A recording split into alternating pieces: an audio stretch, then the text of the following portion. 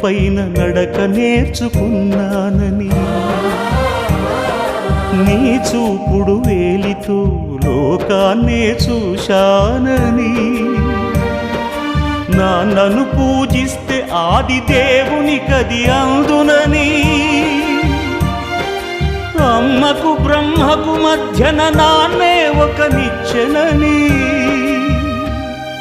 తెలియనైతి తండ్రి,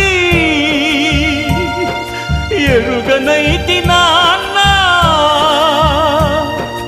నాన్నంటే నడిచే దేవాలయమని మరచితిని, ఆత్మజ్యోతి చేతుల ఆర్పివేసుకుంటిని. మరచిపోయి కూడా నన్ను మన్నించొద్దమ్మా,